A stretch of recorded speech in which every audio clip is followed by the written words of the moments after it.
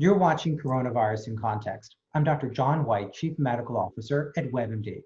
We spent a lot of time on the show talking about bias, talking about discrimination. But one community we haven't talked about is the lesbian and gay community. Today, I'm joined by two special guests.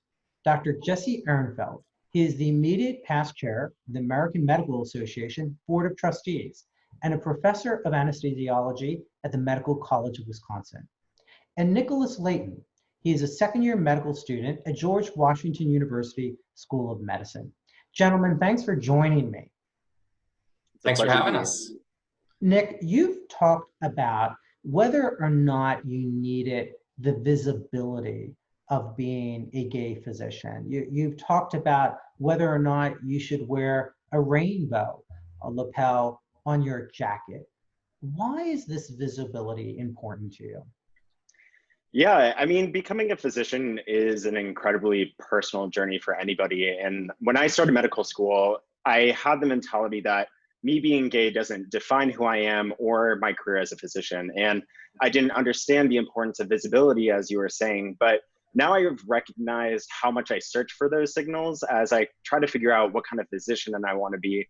And what is great about conversations like this is that we can start thinking less about what it means traditionally to be a physician and move to what it means to be a physician on our own terms, not just an ER doctor who happens to be Black or a surgeon who happens to be a woman, but what does it mean to be a Black ER doctor or a gay medical student? And to me, it means that I can connect with patients, that it means that I can ask my patients to be vulnerable with me and to trust me, knowing that I trust them enough to be my true authentic self.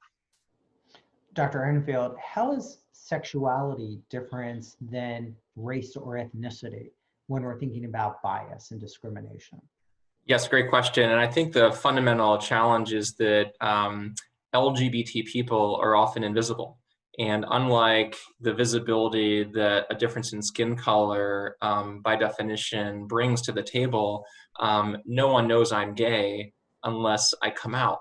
And yet, as a physician, I want to do everything that I can to make sure that we can get them the best possible care that they're able to get. And the care recommendations are different if you happen to be LGBT or T. And yet, if we don't ask those questions, if patients don't come in, if they're not willing to share that information about themselves, that we can't get them the best possible care. Nick, do you feel there's still bias and discrimination? Have you or your colleagues experienced that you can share with us? I think that while there certainly are comments that are made that I think are off-putting, in any sphere, I think the majority of the distance that we have to go is just the visibility, the unapologetic visibility, as Dr. Ehrenfeld just so greatly described, is you do have to kind of opt into sharing that kind of stuff, or as they say, disclosing that kind of information to your patients. And I think that being able to disclose that information is really beneficial to the doctor-patient relationship, because I think that it is very hierarchical, as it is especially to minority communities, that in certain situations, being open and visible can signal acceptance of themselves, and I believe lead to better patient satisfaction and better outcomes. Do you have enough role models? I think there could always be more. I think it's something that you don't actively see, or that is broadcast, I guess, to other people, especially in a professional setting. But I just met, the first gay surgeon that I have met just like a month ago, essentially, because I wanted to. That's a specialty that I'm very seriously considering, and just to be able to see somebody that is, out, gay, has a rainbow flag in his signature, it really meant a lot to me as I consider that specialty. But is it fair to say that he may be the first surgeon that you knew was gay? Because you may have met other gay surgeons, but of course, your point about this awareness that you wouldn't have known. And then, Dr. Ehrenfeld, you have served at the highest levels of organized medicine as chair of the Board of Trustees, as a member of the Board of Trustees, and other leadership roles. Can you share with us your personal journey?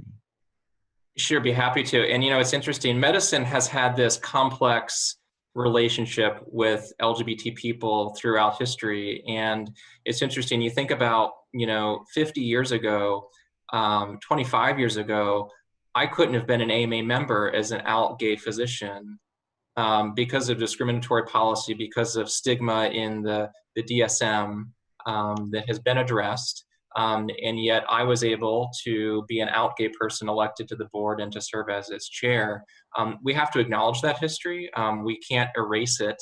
We need to embrace it and learn from it as we move forward and understand the role of stigma and what it does to prevent people from coming into the profession, whether that's an LGBTQ person or another minoritized or marginalized community. And there's certainly a lot of way that we have to go.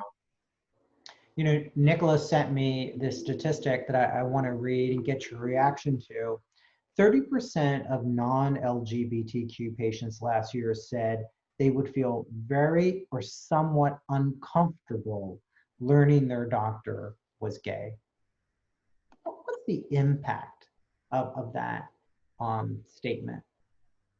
Yeah, I mean, I think that you have to take that in the context that it is, and how you interact with a patient is critically important, right? So the relationship that I've got with any person in front of me is going to be influenced by what I bring to the table. So my identity as a gay person, my identity is a person of faith, my identity as a conservative, all have the potential to influence the effectiveness of that interaction. What's important, right, is that any patient who walks through the door knows that they have a space and a place that they can get high quality care that they need. And what's challenging for us is that so many LGBTQ patients over the years have never found that place. They have never been able to walk into a hospital and feel like they're not going to be put down, discriminated against, exposed, and we have to rectify that. And so while that statistic is certainly interesting, I think that it goes to the larger question about what does that interaction between an individual physician and their patient look like, and how do we make sure that we can reach across all communities so that it's not so much about me as a gay physician, it's about me as a provider of excellent care to the individual in front of me. So what's the American Medical Association doing to protect LGBTQ patients as well as physicians? How much time do you have? Oh, good.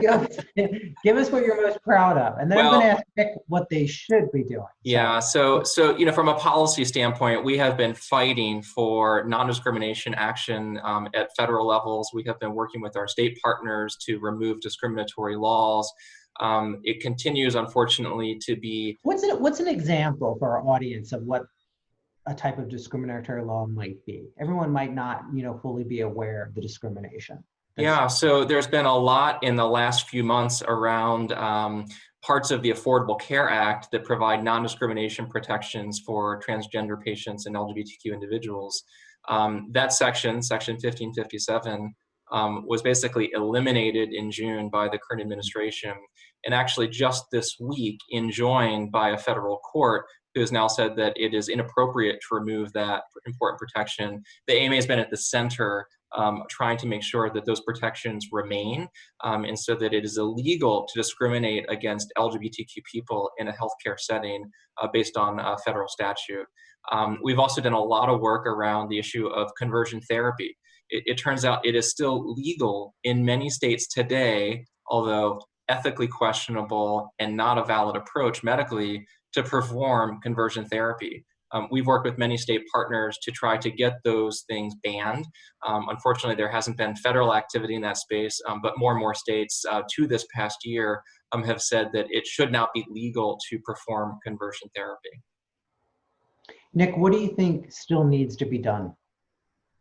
Yeah, I fully support everything that the American Medical Association is doing. I've been following, what they've been weighing in on, particularly with the 1557 waiver. I think that's a huge barrier to many vulnerable patients. I think specifically what we've seen is over the past few years that the LGBTQ community has been carved out, I would say, to kind of put gay people and lesbian people who have become more socially accepted ever since, the equality in marriage. And I think in the other bucket, transgender patients. And I think what we've seen is transgender patients being actively targeted in some of these policies. So I think absolutely what the AMA has been saying is very strong, and it's a very important signal to providers and to patients across the country.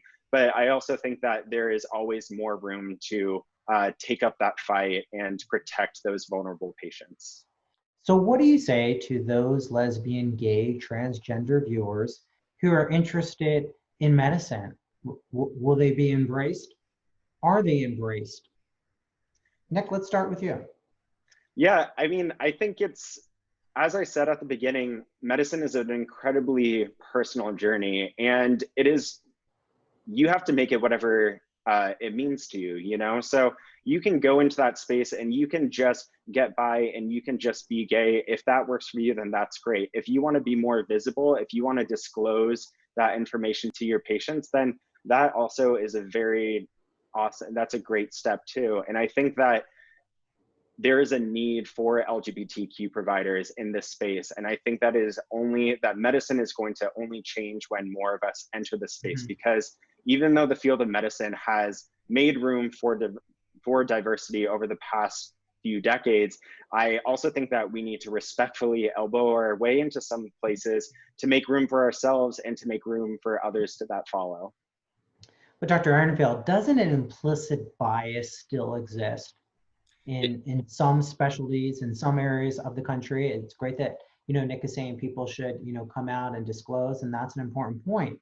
But we also have to address some of those issues when there will be then implicit bias, sometimes explicit bias. It still exists, so there's still work to be done. Is that right? We'd be fooling ourselves if we didn't think that explicit and implicit bias wasn't there against Black people, against LGBTQ people, against lots of folks. I think you asked the question, should LGBTQ people consider a career in medicine? The answer is yes. We need them. We won't ever have health equity across LGBTQ communities unless we have more LGBTQ providers, unless we create practices and facilities and hospitals and clinics that are welcoming, that embrace LGBTQ health, that have the cultural competency and the skills needed to take care of all of those people. And that starts in many cases those who come from the community. We know that minority and underrepresented physicians often, not always, but often go back and serve those communities at a higher proportion. And so, we absolutely need LGBTQ people in medicine. Now, Nick, you're just starting your career. Dr. Ehrenfeld and I are old. We've been around for a while. Speak for yourself. Older. So tell us, what are you hopeful for?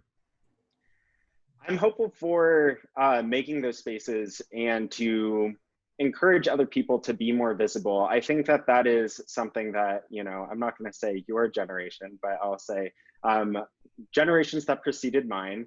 I think just to be in those spaces is a privilege. And I think that there is a larger journey for us to go on. And I'm excited to see where that goes and to really explore what it means to be a physician of an identity that was traditionally not included, and what is a professional physician, it means. So I'm really excited to see where it goes, to explore what it means to be a gay physician, a gay surgeon, whatever it is that I choose to do, and see where it takes us in the medical field. And where can viewers go to get more information? Dr. Ehrenfeld, does AMA have resources online? Yeah, the AMA's got great resources. We have a very active committee on LGBTQ issues that has great links to lots of things. The only other thing I have to talk about, because we're in the middle of a pandemic and it's becoming a growing issue, is the issue of data. And we started our conversation about visibility and how it is different being an LGBTQ person, because often that visibility isn't there until you actively do something come out. We have such little data today about what's happening across the LGBTQ communities with respect to COVID-19 and its impact, we think that it's disproportionately impacting LGBTQ people because they're at higher risk, and there are lots of structural issues that have led to health inequities. But until we start to get data about LGBTQ people in healthcare and LGBTQ in medicine, LGBTQ patients, we won't have an understanding, and that's an issue that I think hopefully will move forward in the coming months. Well, gentlemen, I want to thank you both for joining me. We certainly have to address all forms of bias and discrimination, and I know we all appreciate the insights you've given us today. Thanks for having us. Thank you very much. And thank you for watching Coronavirus in Context.